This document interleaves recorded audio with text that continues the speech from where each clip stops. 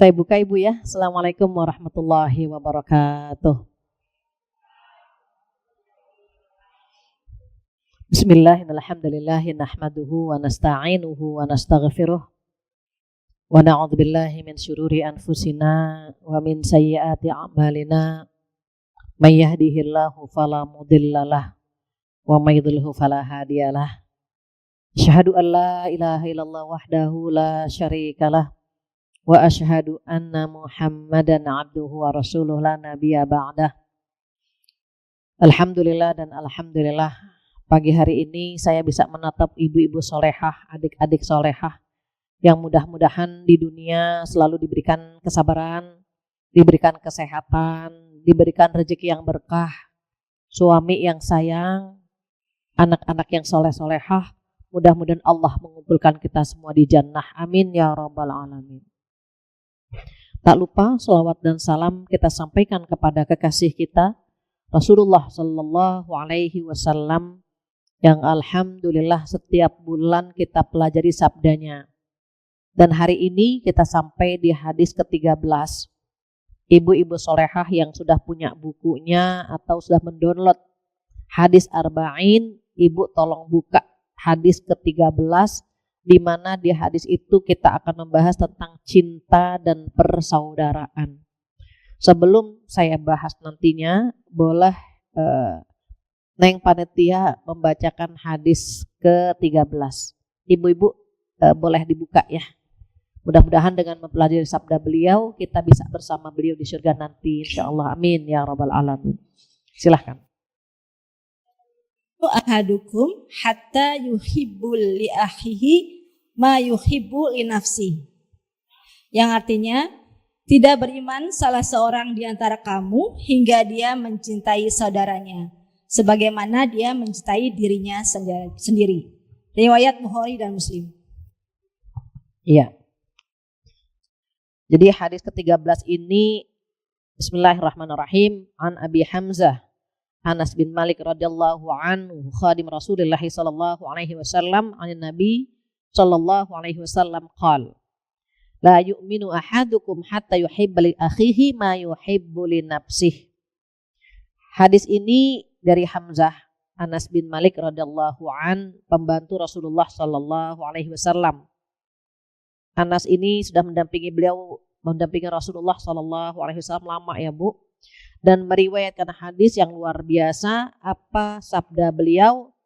Tidak beriman, la yu'minu ahadukum, tidak beriman salah seorang di antara kamu hatta yuhibba li akhihi, sampai gitu ya, atau hingga dia mencintai saudaranya sebagaimana dia mencintai dirinya sendiri.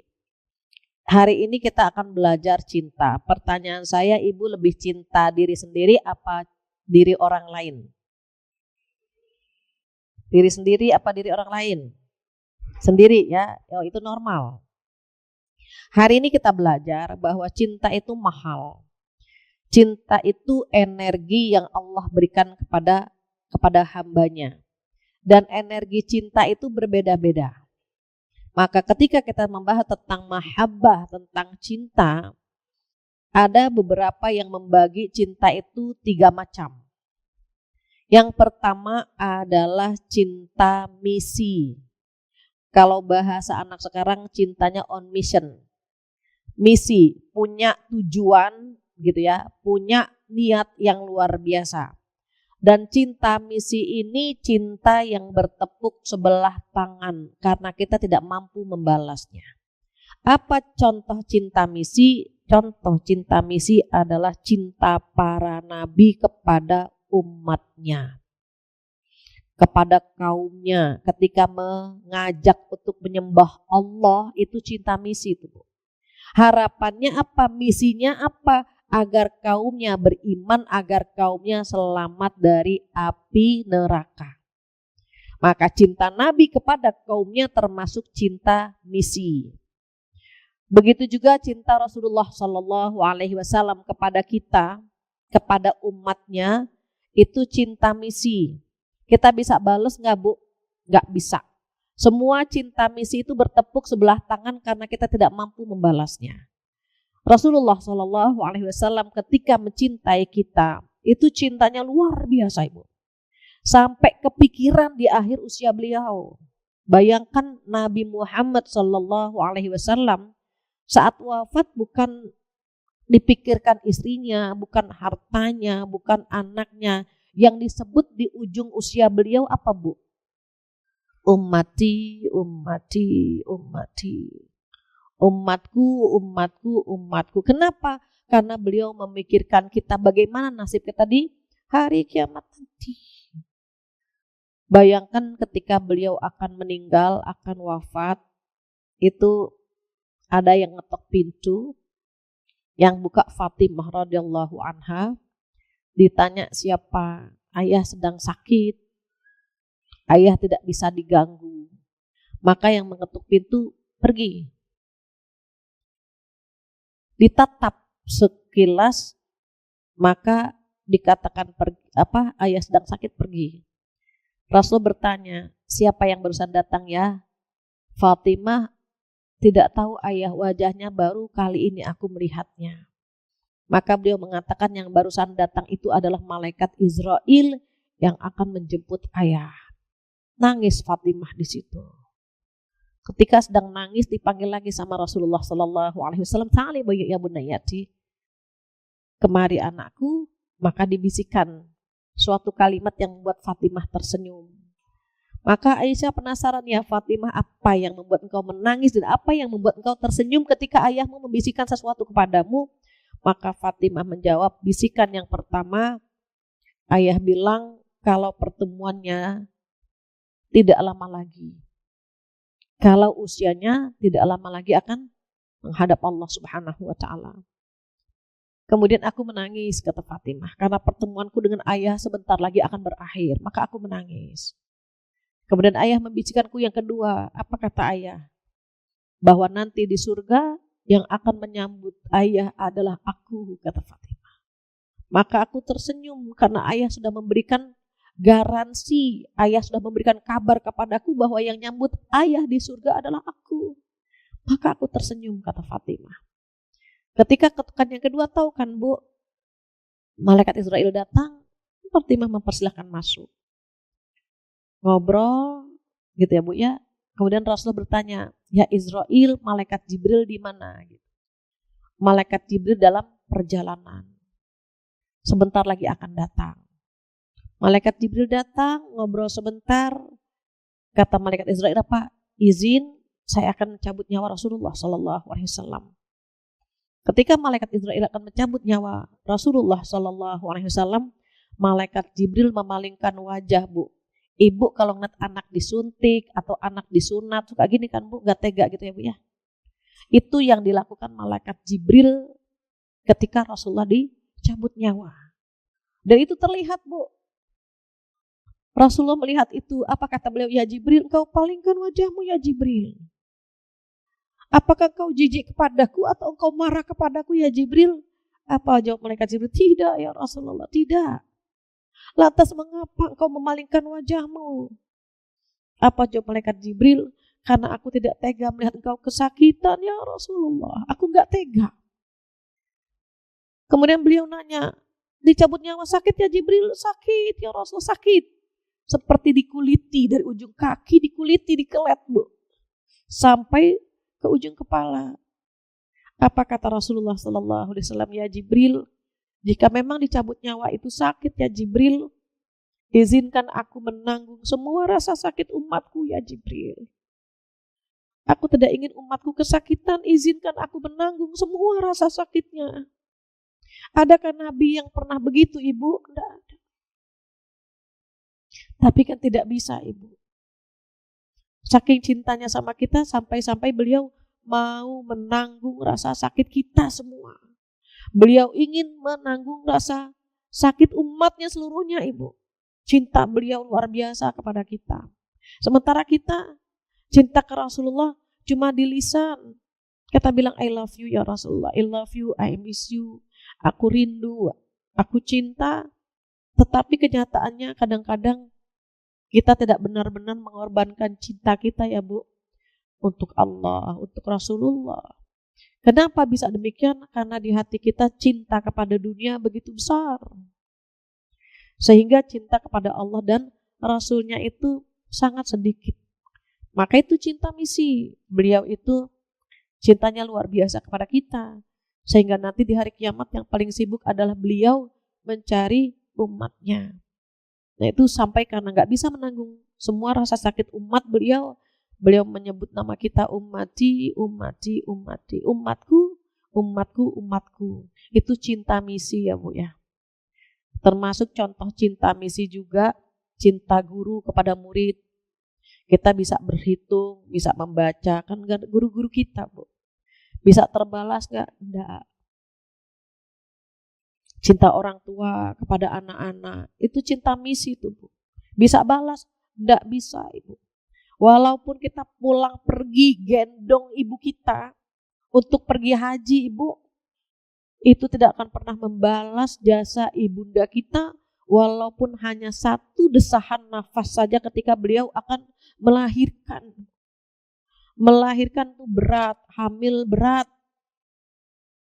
Terus kita bisa membalas jasa orang tua kita, jasa ibu kita, tidak akan pernah bisa. Itu cinta misi. Ibu kita, orang tua kita ingin kita bahagia dunia dan akhirat. Nabi Muhammad juga begitu kan Bu, pengen umatnya bahagia dunia, akhirat. Pengen kita selamat, pengen kita masuk surga. Kitanya nggak mau Bu. Makanya kata Rasulullah apa Bu? Kullu ummati yadkhulunal jannah illa man aba. Seluruh umatku akan masuk surga kecuali yang tidak mau. Beliau sopan banget ngomongnya ya Bu. Semuanya akan masuk surga kecuali yang tidak mau. Makanya sahabat terheran-heran, siapa yang tidak mau ya Rasulullah? Maka beliau berkata, man ata'ani dakhalal jannah wa man asani faqad aba. Barang siapa yang taat kepadaku, dia orang yang mau masuk surga. Dan barang siapa yang bermaksiat kepadaku, dia orang yang tidak mau masuk surga. Bukan surganya yang tidak dikasih, tapi orang itu yang tidak mau masuk surga. Maka berharap sekali cinta yang pertama ini, walaupun tidak bisa kita balas ya Bu, tapi minimal kita pun berusaha menumbuhkan cinta itu kepada Allah, kepada Rasulullah SAW, kepada orang tua kita, kepada guru kita. Karena walaupun tidak bisa kita balas, minimal kita berusaha untuk mencintai Rasulullah, mencintai orang tua kita, mencintai guru-guru kita. Caranya bagaimana? Doakan, perbanyak sholawat, menghidupkan sunnah Rasulullah SAW. Karena semakin banyak sunnah yang kita lakukan, insya Allah semakin dekat posisi kita dengan Rasulullah SAW. Itu cinta yang pertama ya Bu. Yang kedua apa? Yang kedua cinta jiwa. Kalau membahas Rasulullah tuh suka cengeng ya Bu. Mohon maaf kalau agak sentimental ya. Yang kedua adalah cinta jiwa. Cinta jiwa itu cinta kepada belahan jiwa kita. Cinta kepada suami namanya cinta jiwa. Cinta jiwa itu misteri, seperti misterinya jiwa kita. Ada orang tua bilang, nak itu calon istrimu nak, gitu. Nggak ada yang lebih beningan gitu nak, gitu. Justru mama kulitnya yang gelap yang nggak bisa saya lupakan. Nah itu cinta jiwa itu. Ada orang tua yang bilang, Bu Fathia, saya ingin banget anak saya cerai sama istrinya. Istrinya tuh gak baik, gak bener, tapi suaminya, anak saya tuh gak mau melepas. Itu cinta jiwa tuh. Cinta jiwa itu misteri. Kita gak bisa masuk ke dalam misteri jiwa mereka, gak bisa. Ibu gak bisa memaksakan anak bercerai dengan menantu. Atau sebaliknya. Karena apa? Karena misteri, cuma jiwa kita saja yang paham gitu. Sama halnya kita mencintai suami kita. Mungkin orang bertanya-tanya, kok bisa ya ibu nikah sama dia gitu. Itu kan misteri. Dulu pacarannya sama siapa, nikahnya sama siapa gitu kan Bu. Dulu dipaksa nikah, ketika nikah begitu mencintai dia, itu misteri Allah yang ngasih cinta itu. Jadi kalau suami cerewet sama ibu, ngaji pulang jam berapa, posisi di mana, sampai rumah jam berapa, kepo banget gitu ya Bu ya. Itu karena dia mencintai kita. Kalau dia tidak mencintai kita, dia ngebebasin kita tuh Bu. Mau pulang jam berapa, kayak subuh juga gak apa-apa gitu. Tapi karena dia mencintai kita, ditanya Bu posisi kita di mana, gitu kan Bu. Pulang jam berapa, udah sholat atau belum. Ibu punya suami, mikirin akhirat istri, itu keren banget Ibu. Jangan diomelin nih suami yang kayak gini nih Bu. Jangan galak-galak sama suami yang seperti ini. Kita kadang-kadang punya suami ngingetin sholat, kita ikut marah ya Bu. Ibu udah sholat belum? Ayah juga belum sholat gitu. Enak banget jawabnya gitu ya, enak kalau berantem tuh sama suami enak gitu. Ibu udah bayar puasa belum? Terserah mau bayar kayak enggak kayak. Galak banget sama suami. Padahal suami kita udah baik banget Ibu. Ngingetin kita sholat, ngingetin kita bayar kodok puasa, ngingetin kita menutup aurat. Ini suami yang begini nih Bu, tidak mau bersama kita di dunia saja, tetapi suami kita ingin tetap bersama kita sampai ke surga. Jarang-jarang Ibu ada suami yang cerewet untuk urusan akhirat. Biasanya apa? Urusan dunia terus. Ibu sehat, ibu udah makan gitu kan Bu. Mau jalan-jalan enggak gitu. Nyenengin urusan dunia, tapi jarang suami yang ngingetin untuk urusan akhirat. Ibu mau dibeliin apa gitu kan Bu? Sering ditanya begitu. Ibu udah makan gitu. Ibu sudah gitu kan. Dunia terus yang diingatkan. Jarang ibu udah sholat. Ibu udah bayar qadha. Ya ibu udah sedekah belum bulan ini. Itu tuh jarang Ibu. Kalau punya suami yang kayak gini nih Ibu, ini Masya Allah Ibu keren banget. Kenapa? Itu cinta jiwa yang sesungguhnya, karena dia bukan hanya ingin bersama kita di dunia, tetapi tetap ingin bersama hingga ke surganya. Dan cinta jiwa itu, mohon maaf, suka ada batasnya. Ibu, saya mau nanya, ada yang pernikahannya di bawah 7 tahun? Baru 7 tahun gitu? Di bawah 0 sampai 7 tahun, gak ada? Ibu pernikahannya udah 7 tahun ke atas semua. Masya Allah, Masya Allah. Anugerah ya Bu. Gini, kalau ada yang pernikahan, usia pernikahannya di bawah 7 tahun, itu menurut survei itu rentan dengan perceraian. Gitu ya Bu. Kenapa? Karena 0 sampai 7 itu isinya cinta, cemburu, gairah yang meluap-luap. Jadi ngeliat suami ngobrol sama perempuan lain, langsung dadak mendidih. Langsung panas Bu, langsung ngasah pisau. Mau ngiris bawang, ngiris daging gitu.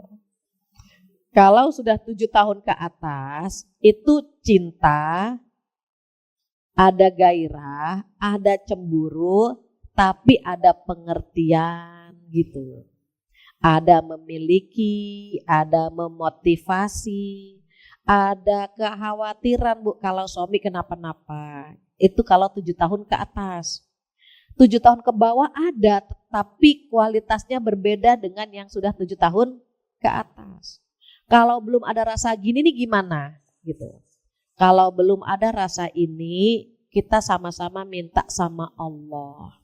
Yang memberikan cinta Allah, yang nyabut cinta juga Allah.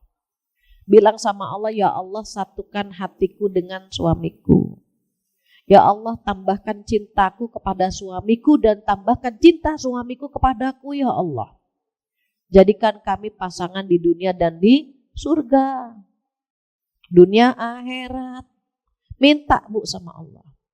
Kenapa? Karena sekarang perceraian meningkat tajam ya Bu. Dan setan bisa tepuk tangan tuh Bu. Kalau suami istri berantem terus cerai. Oh itu setan tepuk tangan. Misinya berhasil. Kalau ada rumah tangga sakinah, mawadah, rohmah gitu ya Bu. Itu setan nangis tuh Bu. Dia gagal menghancurkan rumah tangga kita. Jadi kalau ada suami galak, suami marah-marah terus, suami suka bikin kesel, sabar karena Allah lagi nganter pahala buat kita. Suami nyebelin banget, ya Allah lagi dikasih pahala, ya Allah. Ya Allah suami lincah banget, ada perempuan lewat dia nyisir, kan kesel Bu. Ya Allah lagi dikasih pahala. Setiap ada perilaku anak atau perilaku suami yang tidak menyenangkan hati, maka pada saat itu Allah sedang menggugurkan dosa-dosa kita. Allah lagi ngasih pahala sama kita. Sayangnya kita suka nggak mau ya Bu, nggak kuat kita. Aduh nggak kuat ini hati nih gitu. Termasuk temen Bu, punya temen nyakitin terus, nyebelin terus, Allah lagi ngasih pahala tuh Bu. Makanya cinta yang ketiga yang akan kita bahas hari ini.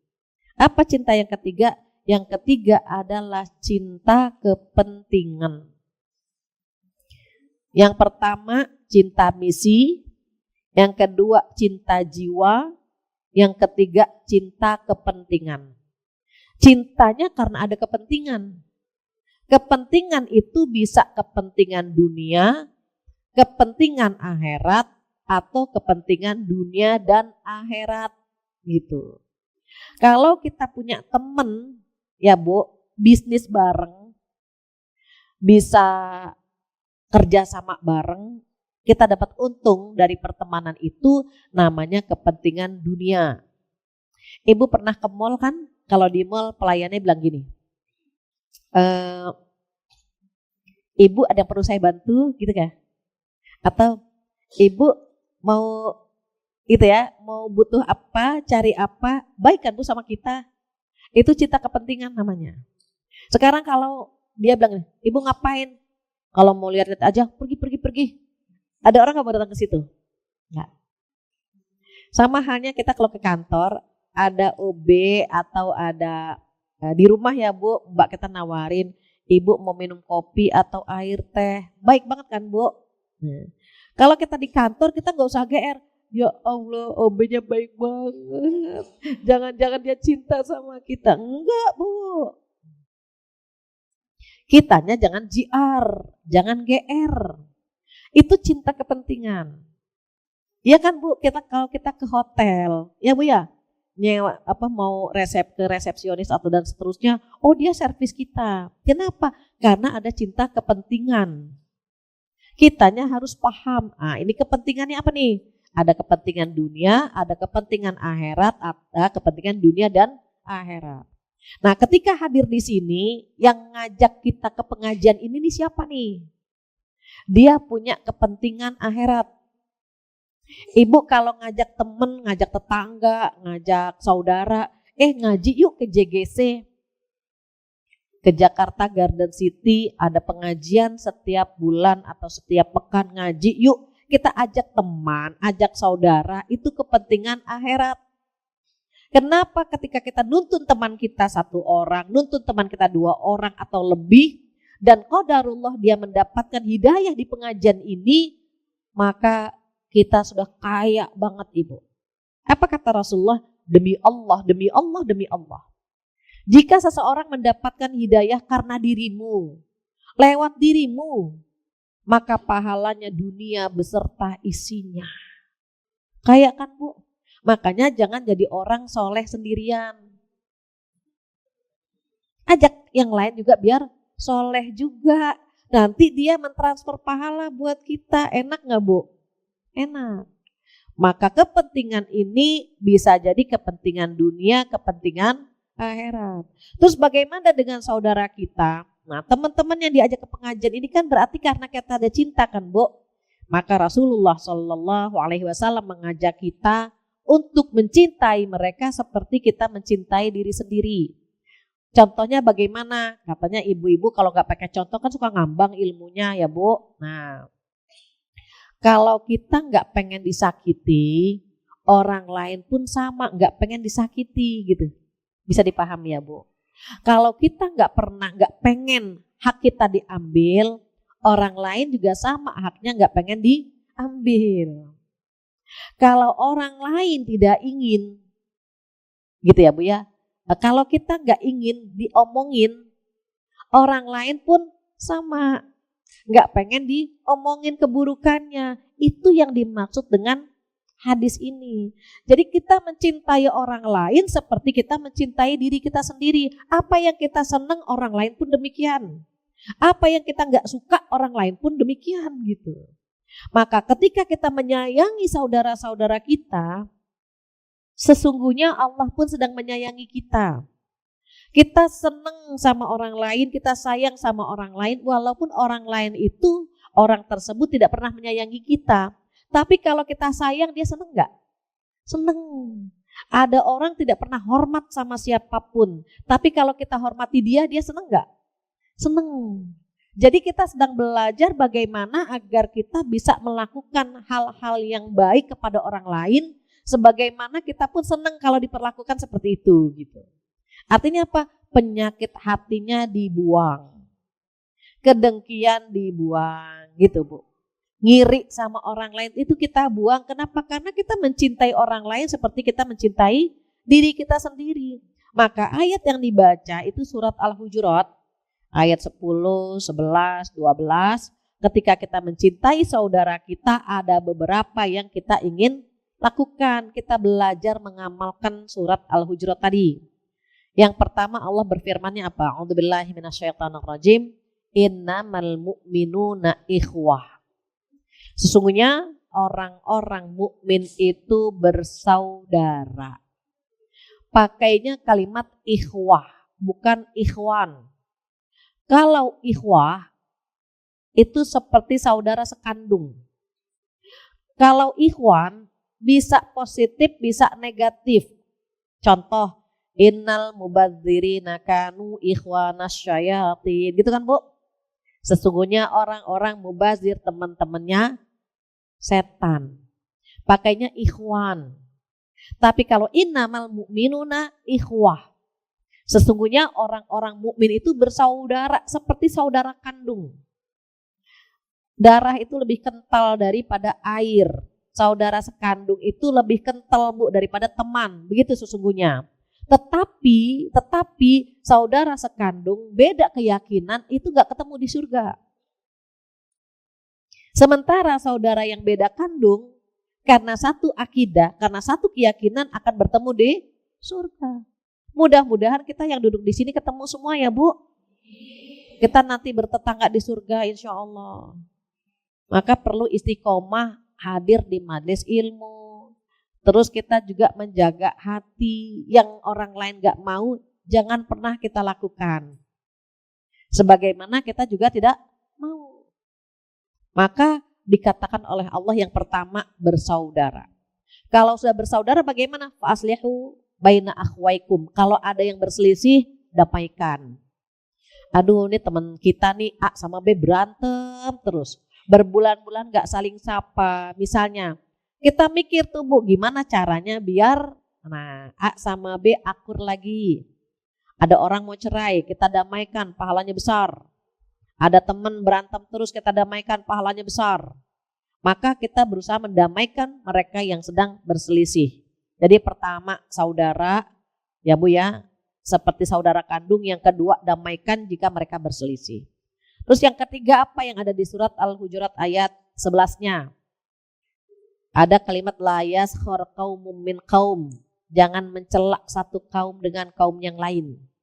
Itu penatik kesukuan kita punya ya Bu. Orang Jawa, orang Sunda, orang Betawi, orang Padang, orang Batak, semua suku fanatik. Tetapi tidak boleh menghina suku yang lain. Tidak boleh mencela suku yang lain. Dari mana Mbak? Dari Jawa, oh jaga warung ya. Enggak, saya orang Sunda, oh suka daun muda. Mbak dari mana? Orang Betawi, oh Betawi betah di wilayah sendiri. Padang gimana? Pandai dagang, terus saja Bu. Semuanya jelek di mata dia. Sampai-sampai mohon maaf. Banyak orang tua yang bilang sama anaknya, nak kalau bisa nikah sama satu suku. Itu Bu. Bukan agama lagi yang dipertimbangkan sama mereka, tapi suku. Itu banyak yang komplain, banyak yang curhat ke saya. Orangnya baik Bu Fatia, cuma karena beda suku orang tua saya tidak mengizinkan. Jadi mereka berpikirnya bukan agama, tapi suku. Maka kata Allah, la yaskhar qaumun min qaum.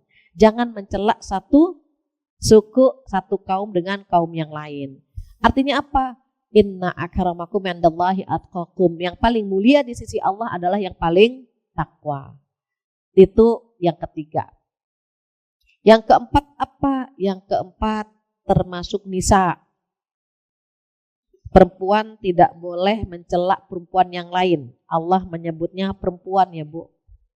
Karena perempuan itu lisannya luar biasa. Perempuan itu lisannya itu bisa sampai kemana-mana Bu. Walaupun bicaranya pelan, tetapi tajamnya luar biasa. Tahu nggak? Nah pelan tuh kalau udah tahu nggak tuh bahaya. Tahu nggak Bu ini? Itu tajam banget tuh Bu. Terus perempuan yang di mana? Bukan yang di sini. Karena perempuan yang di sini insya Allah pandai menjaga lisannya. Jadi di sini pun dikatakan wala nisa ummin nisain. Jadi tidak boleh mencela satu kaum dengan kaum yang lain. Begitu juga perempuannya nggak boleh mencela perempuan yang satu dengan perempuan yang lain. Boleh jadi perempuan itu lebih hebat dari kita. Boleh jadi perempuan itu lebih solehah daripada kita. Itu surat Al-Hujurat. Yang tadi dibacakan oleh qori'ah kita. Surat 49 Ibu. Jadi tidak boleh mencela satu kaum, kemudian tidak boleh mencela perempuan yang satu dengan yang lain. Yang selanjutnya yang kelima, wala talmizu anfusakum wala tanabazu bil alqab.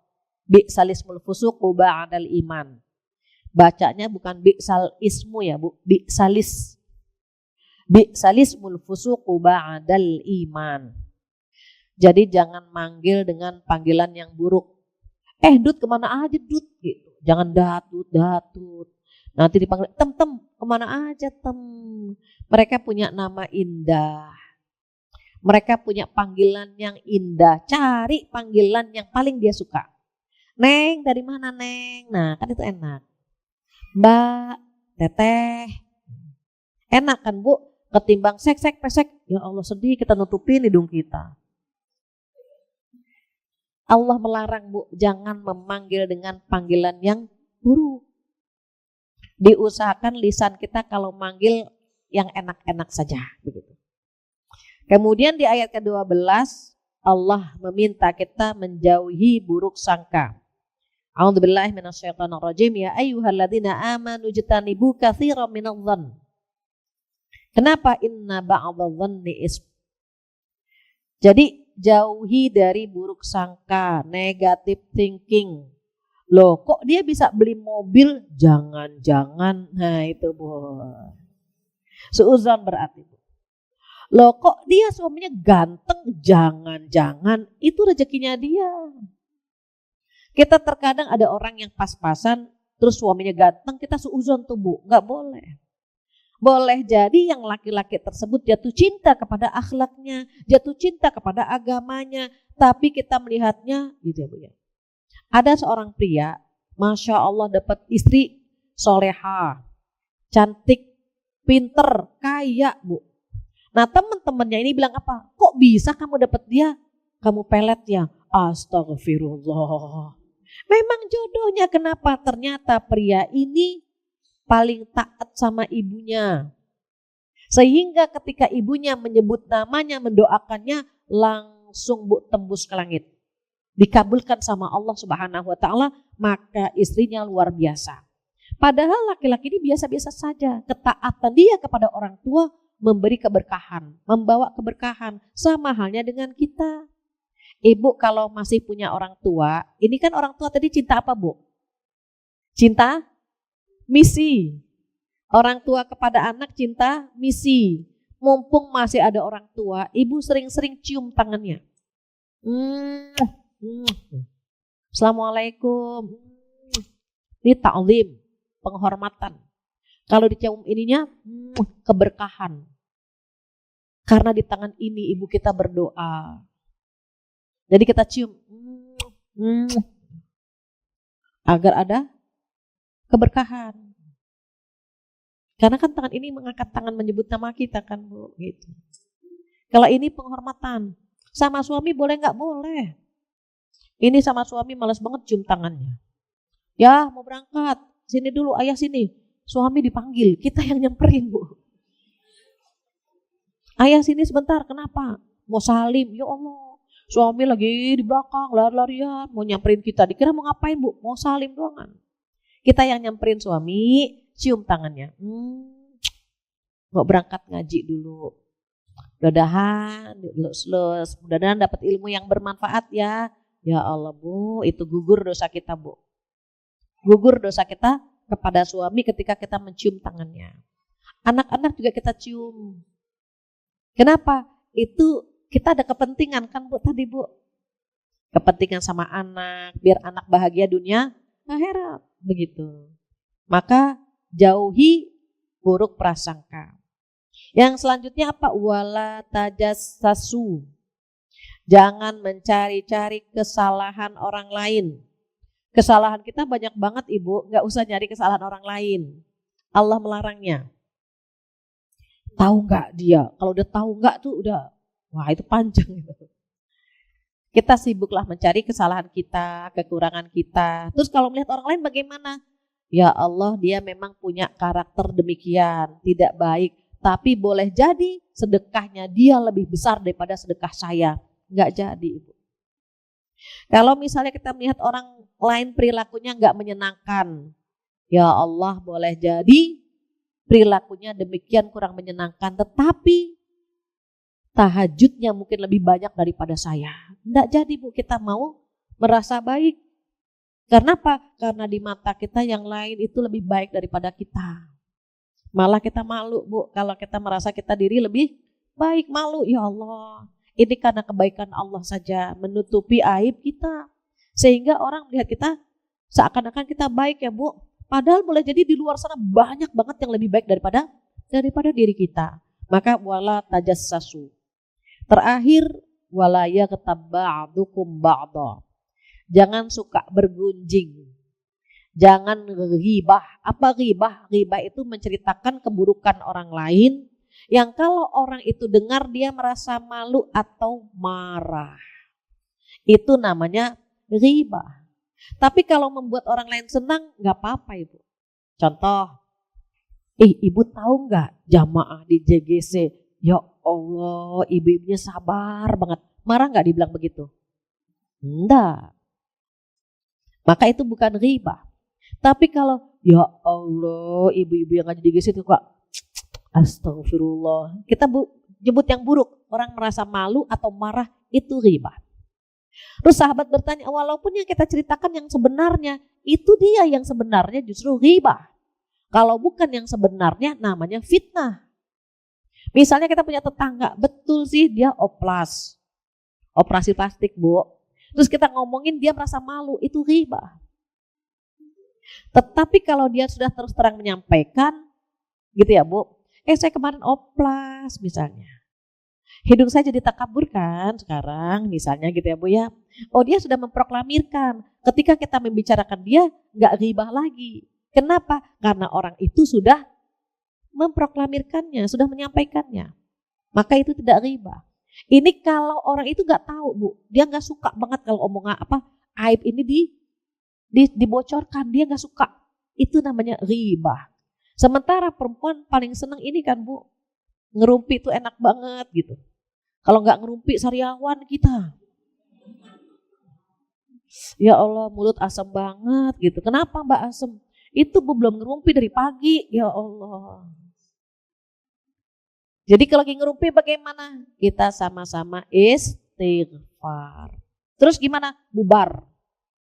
Jangan lanjutkan. Itu ciri-ciri orang bertakwa begitu. Kalau bikin dosa, dia ingat Allah dan dia istighfar, kemudian dia tidak melanjutkan walam yusirru ala ma fa'alu. Tidak melanjutkan perbuatan dosanya itu.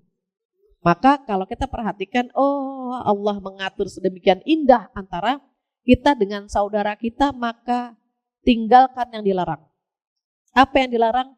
Tidak boleh menghina, mencela gitu kan Bu. Tidak memanggil dengan panggilan yang buruk. Kemudian tidak suuzon, tidak mencari-cari kesalahannya, tidak berghibah dan seterusnya. Kita lakukan sama-sama, kita belajar untuk mengamalkan surat ini. Belajar. Makanya duduk di sini pengen ngapain Bu? Pengen memperbaiki diri kan Bu? Kita sama-sama memperbaiki diri. Pengennya tahun 1446 kita lebih baik lagi dari tahun-tahun sebelumnya. Dan mudah-mudahan kita bisa berubah lebih baik lagi sampai akhir usia kita. Demikian yang bisa saya sampaikan, tidak terasa jam 11 sudah. Jika ada yang ingin ditanyakan atau ditambahkan atau dikurangi, saya persilahkan. Saya kembali lagi kepada MC. Terima kasih Ustazah. Silakan ibu-ibu yang ingin bertanya. Dari depan ada? Nanti akan mendapatkan satu buah buku. Silakan, nama dan dari mana?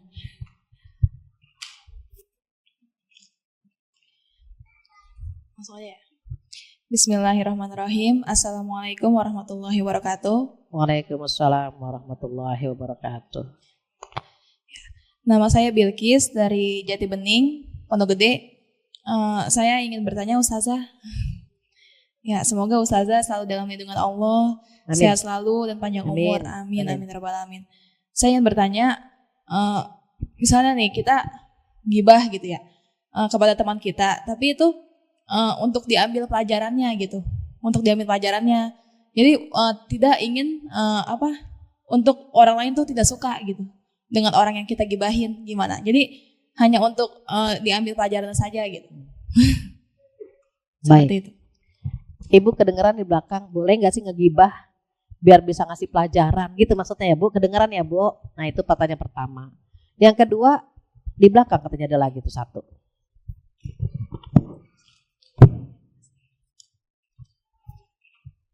Sudah yang belakang. Maaf ya Bu.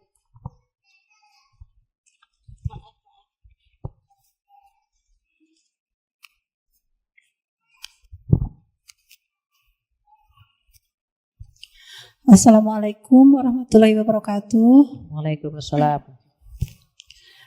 Saya Siti dari Pulau Gebang.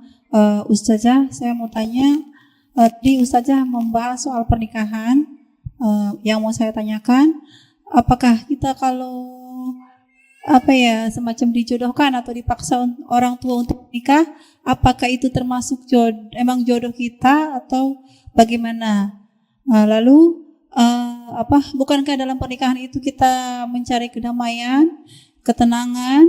Tetapi kalau kita awalnya saja sudah seperti itu, bagaimana kita mau tenang dan mau nyaman? Mohon jawabannya, terima kasih. Assalamualaikum warahmatullahi wabarakatuh. Waalaikumsalam. Boleh tahu usianya berapa ya? Neng? Saya usia udah 40 tahun Ustazah. 40? Yang dipaksa nikah? Oke. Sudah lama Ustazah menikah. Kenapa? Menikahnya sudah lama. Oh, menikahnya sudah lama. Saya pikir baru mau dipaksa gitu. Baik. Satu lagi silakan. Dari sini ya Bu. Silakan.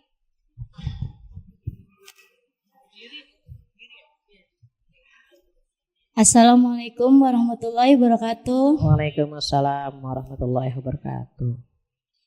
Perkenalkan, nama saya Siti Mahmuda. Saya mau mempertanyakan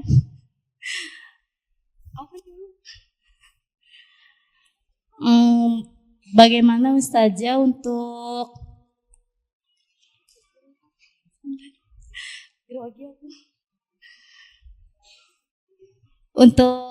rumah tangga yang sakinah dan mawaddah warahmah. Untuk maksudnya? Yang apa katanya? Ibu Haji. Suaranya lembut-lembut banget jamaah JGC. Assalamualaikum warahmatullahi wabarakatuh. Perkenalkan, nama saya Ibu Lilis Nurholiso, tempat tinggal di Kayu Tinggi, RT 2 RW 11. Berkaitan dengan tema kita hari ini mengenai cinta dan persaudaraan, dan terkait dengan firman Allah yang tertera dalam surat Al-Hujurat, tentang larangan kita mengolok-olok seseorang, entah itu keburukannya ataupun fisiknya dan lainnya. Cuma yang jadi permasalahan saya itu dengan kemajuan teknologi sekarang ini, bagaimana sih cara kita untuk menyikapi postingan-postingan yang sering kita baca itu melalui status WA ya Bu ya. Apabila isinya itu seakan-akan menghina orang lain gitu. Itu gimana caranya? Itu aja pertanyaan dari saya. Kurang lebih mohon maaf. Assalamualaikum warahmatullahi wabarakatuh. Waalaikumsalam warahmatullahi wabarakatuh. Kasih ya. Baik. Yang pertama, ini ada 3 pertanyaan. Mudah-mudahan waktunya cukup. Yang pertama terkait ghibah. Ghibah itu kan tadi ya Bu, menceritakan keburukan atau kekurangan orang lain yang apabila dia malu, dia mendengar, dia merasa malu atau marah gitu. Terus ada nggak ghibah yang dibolehkan? Ada. Ghibah itu ada yang dibolehkan. Ibu senang banget langsung senyum. Oh ya Allah, ada juga ya. Ghibah yang dibolehkan yang pertama, niatnya untuk menyelamatkan seseorang. Mbak, jangan nikah sama dia ya, gitu. Karena dia orangnya begini, begini, begini. Itu boleh Ibu. Rasulullah SAW pernah Bu, ketika seorang wanita datang, ada yang mau 2 pria. Apa kata beliau? Jangan fulan. Fulan itu miskin. Jangan juga sama fulan. Karena fulan ini ringan tangan. Kenapa Rasul sampaikan? Untuk menyelamatkan wanita ini kan Bu? Boleh Bu. Kita bilang sama anak kita, nak, cari teman yang bagus ya nak. Enggak kok, aku cuma berteman sama fulan saja. Oh, fulan itu pernah terlibat ini. Jangan sama dia ya nak. Itu untuk menyelamatkan anak kita boleh menyebut anak tadi karakter buruk orang tersebut. Kenapa? Kan niatnya untuk menyelamatkan. Jadi boleh dengan catatan niatnya diluruskan hanya untuk menyelamatkan saja. Tidak ditambah-tambah dengan yang nggak penting gitu maksudnya. Qadarullah Ibu, ada seorang ibu, kita sama-sama kondangan. Ketika kondangan, pulang kondangan, ibu ini bilang begini, Bu Fatihah, menantunya itu kan kemarin kepergok jalan dengan perempuan lain. Saya bilang, Ibu kenapa nggak sampaikan? Kalau calon menantunya ini sudah menikah. Aduh Bu, saya takut ghibah, alasannya begitu. Dia takut, saya takut dosa Bu kalau saya membuka aib pria ini. Saya bilang itu niatnya untuk menyelamatkan anaknya putrinya teman Ibu, saya bilang gitu. Iya ya, aduh gimana ya Bu, ini udah nikah, saya bilang. Qadarullah betul Bu, setelah seminggu istri pertamanya datang. Bawa anak, gitu kan Bu, akhirnya mereka cerai. Saya bilang seandainya tadi dia memberitahu kepada calon mertuanya kan pernikahan gak jadi. Bu, jangan nikah sama fulan. Karena dia sudah punya istri, punya anak. Gitu kan Bu. Jadi menyelamatkan seseorang itu dibolehkan. Tapi niatnya tadi diluruskan memang hanya untuk menyelamatkan seseorang. Jadi boleh. Yang kedua niatnya konsultasi. Mau konsultasi kesehatan, konsultasi rumah tangga. Memang konsultasi ya Bu. Kan hidup itu kan banyak masalah. Hidup itu banyak ujian. Kadang-kadang kita butuh orang yang kompeten untuk membantu masalah kita kan gitu. Ada psikiater, ada ustadz, ada psikolog. Misalnya begitu. Kita konsultasi boleh Ibu. Yang ketiga apa? Mencari solusi. Misalnya Bu Fatihah, saya punya masalah nih sama teman-teman saya. Nggak usah disebut namanya. Karena mencari solusi kan. Teman saya nih pernah punya utang, begini. Nih solusinya gimana ya Bu misalnya. Itu dibolehkan Ibu. Kenapa? Niatnya mencari solusi. Terakhir, tadi yang sudah saya singgung. Boleh menceritakan keburukan atau kekurangan orang lain jika orang tersebut sudah memproklamirkan. Sudah menyampaikan bahwa dia begini gitu.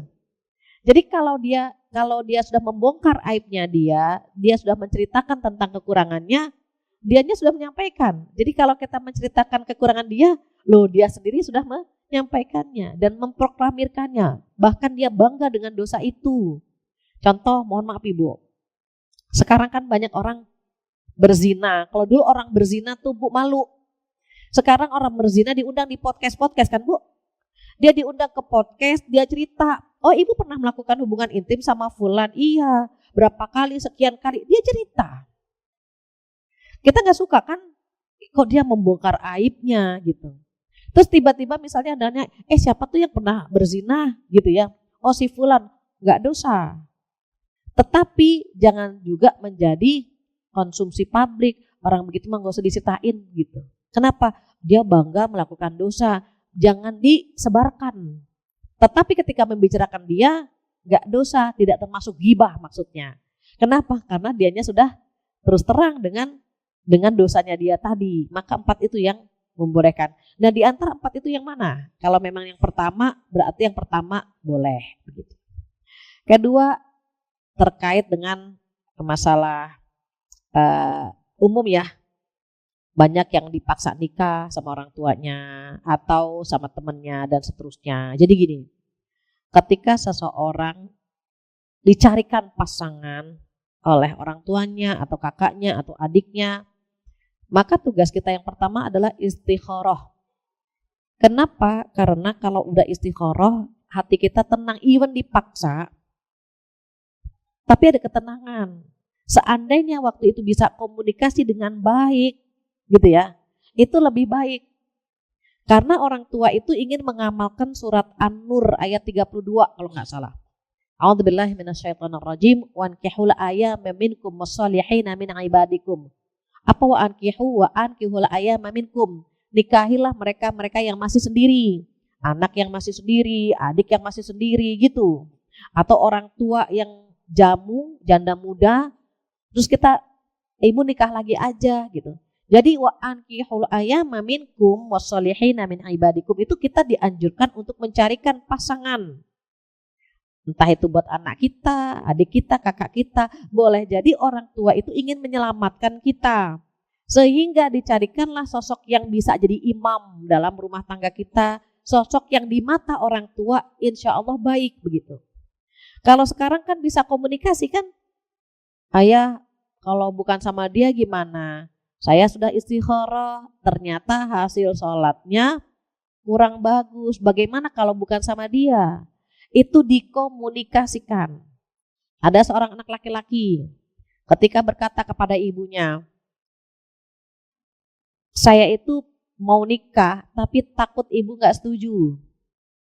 Ibunya pengen banget nikah sama siapa saja, tapi anak ini khawatir kalau dia nikah, ibunya tidak setuju.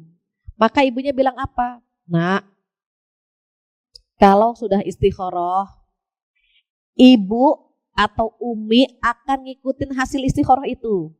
Kalau sudah sholat istikharah hasilnya bagus, berarti kita ngikutin yang Allah mau. Bukan karena anak kita mau, begitu. Maka kita pun sama bilang ke orang tua kita atau orang tua kita bilang ke anak kita begitu. Sholat istikharah.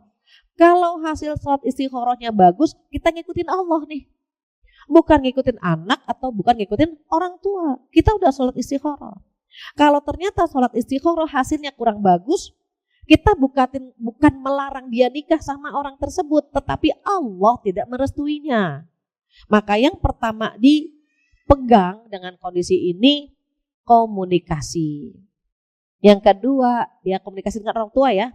Komunikasi dengan orang tua. Yang kedua, sholat istikharah. Atau utamakan sholat dulu. Setelah sholat baru komunikasi. Ayah, ibu, saya sudah sholat istikharah. Hasilnya enggak bagus. Gitu. Bagaimana ya? Kan kita pengen ngikutin apa yang Allah mau, bukan hawa nafsu kita. Maka kita komunikasikan. Terus kalau sudah terjadi bagaimana? Enggak sholat istikharah nih, tapi sudah terjadi. Minta keberkahan rumah tangga kita. Boleh jadi itu bagian dari takdir hidup kita. Oh memang ditakdirkan kita bertemu sama suami yang ada sekarang. Terus bagaimana gak cinta? Orang dipaksa kok. bilang sama Allah lagi, ya Allah tumbuhkan cintaku kepadanya dan cintanya kepadaku ya Allah. Berkahi rumah tangga kami. Mampukan dan kuatkan kami ya Allah menjalankan semua yang sudah Engkau tetapkan kepada kami ya Allah. Bilang lagi, lapor lagi sama Allah. Allah kasih itu rasa cinta insya Allah. Kenapa?